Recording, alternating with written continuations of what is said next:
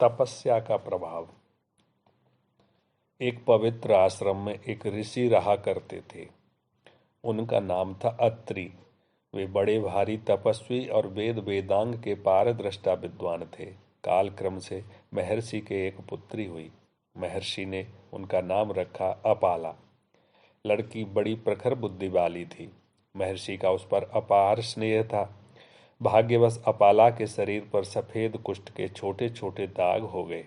महर्षि अत्रि सुवर्ण के समान कांति वाली अपनी पुत्री के सुंदर शरीर पर इन श्वेत दागों को देखकर बड़े चिंतित रहने लगे। महर्षि ने उनको चिकित्सा के लिए अनेक औषधियों का प्रयोग किया, परंतु ज्यों-ज्यों उनकी चिकित्सा के उपाय किए त्यों-त्यों वे सफेद दाग अधिक बढ़ने लगे। ऋषि ने भाग्य के विधान के आगे अपनी पराजय स्वीकार कर उनकी चिकित्सा बंद कर दी। अपने अन्य शिष्यों के साथ उसे भी शास्त्र का अध्ययन कराने लगे। बालिका भी इतनी बुद्धिमती तथा सुमधुर कंठ वाली थी कि स्वल्प समय में ही सारे शास्त्रों को कंठस्थ कर कोकिला के समान सुरीले कंठ से उच्चारण करने लगी। महर्षि अपनी पुत्री की इस विद्वता से बड़े प्रसन्न हुए। पुत्री भी सब शास्त्रों में निपुण हो गई और विद्या के बल से बड़े बड़े विद्वानों को शास्त्रार्थ में पराजित कर देती थी। समय पाकर अपाला के शरीर में यौवन के चिन्ह प्रकट होने लगे और ऋषि को अपनी पुत्री के योग्य वर की प्राप्ति की चिंता हुई। खोज करते करते उनको एक कृशाश्व नाम का ऋषि कुमार अपनी पुत्री के सर्वथा उपयुक्त वर प्रतीत हुआ। महर्षि अत्रि ने उस ऋषि कुमार कृशाश्व के साथ अपाला का विवाह अग्नि की साक्षी में संपन्न कर दिया। महर्षि अपनी पुत्री को योग्य वर को देकर अत्यंत प्रसन्न थे। अपाला भी योग्य पति को पाकर अपने भाग्य की प्रशंसा करती थी। अपाला अपने पति के साथ स्वसुर गृह में चली गई। वहां पर वह अपने शील, पातिव्रत्य तथा विनय से सास तथा ससुर की स्नेह भाजन बन गई। सुखपूर्वक अपना गृह कार्य संपन्न करती हुई सभी को प्रसन्न रखने लगी। पतिदेव भी उससे अत्यंत प्रेम करते थे। एक दिन पतिदेव ने उसके शरीर के उन सफेद कुष्ठ के चिन्हों को देख लिया। उनका प्रेम का प्रवाह अचानक सूख गया और वे उससे प्रेम के स्थान पर घृणा करने लगे। पतिदेव को इस प्रकार अपने से विरक्त देखकर एक दिन अपाला ने विनीत भाव से निवेदन किया, पतिदेव, आप मुझसे अत्यंत प्रेम करते थे, आज अचानक आप मुझसे इतने विरक्त क्यों दिखाई पड़ते हैं? क्या प्रेम पर वासना की विजय हो गई है?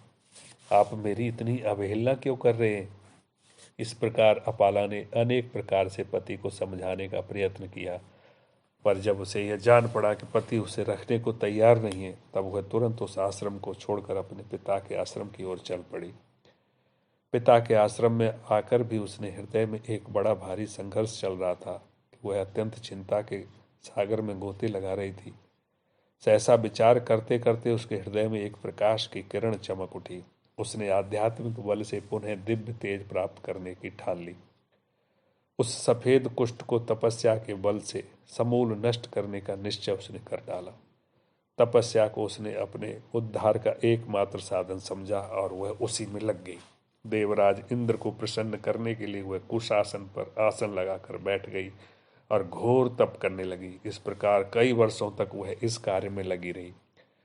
बहुत समय बीत गया, परंतु देवराज इंद्र उसकी प्रार्थना पर नहीं पसीजे। अपाला ने भी अपने कार्य को सिद्ध करने का दृढ़ संकल्प कर लिया था। अतः वह इंद्रदेव की प्रसन्नता के लिए की जाने वाले तप से निवृत्त नहीं हुई।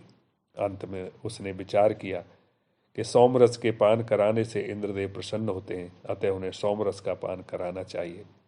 परंतु सोमलता का उसे बिल्कुल ज्ञान नहीं था, अतः किस प्रकार सोमरस इंद्रदेव को पिलाया जाए, यह उसके लिए एक जबरदस्त समस्या बन गई।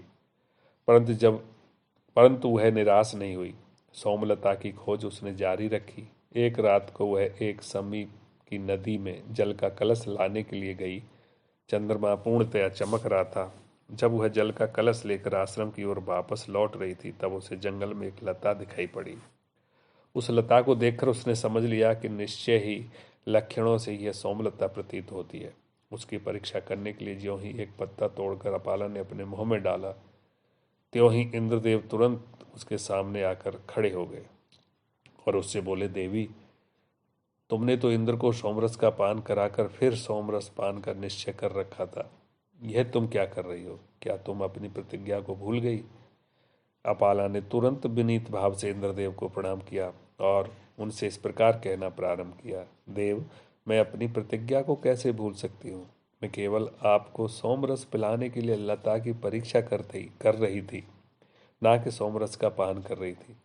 तब इंद्रदेव को उसने सोमरस का पान करवाकर खूब तृप्त किया। इंद्रदेव तृप्त होकर उससे बोले, देवी, मैं तुम पर अत्यंत प्रसन्न हूँ, तुम जो चाहो वर मांग लो। अपाला ने कहा, महाराज, यदि आप प्रसन्न हैं तो मेरे पिता के सिर पर बाल नहीं है, अतः वे पुनः उगाएं। इंद्र ने कहा, तथास्तु, और वरदान मांग।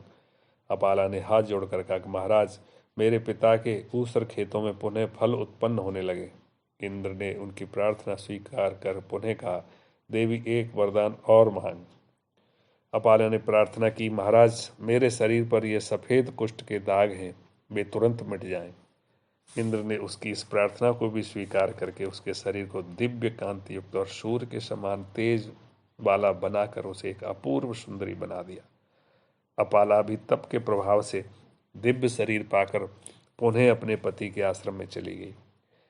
कृशाश्व भी अपनी पत्नी के दिव्य शरीर को देखकर बड़ा प्रसन्न हुआ और अपने द्वारा किए गए अपमान का स्मरण कर बहुत लज्जित हुए। धन्य है ऐसी नारियों को जो अपनी तपस्या के प्रभाव से असाध्य काम को भी सिद्ध करके दिखला देती हैं। ऐसी नारियों के गौरव से ही भारत आज भी विश्व के सामने सगर्व मस्तक उद्यत किए खड़ा है। ऐसी आदर्श नारियां ही हमारी आधुनिक माताओं के लिए एक प्रकार की किरण बनी हुई हैं। जय श्री कृष्ण।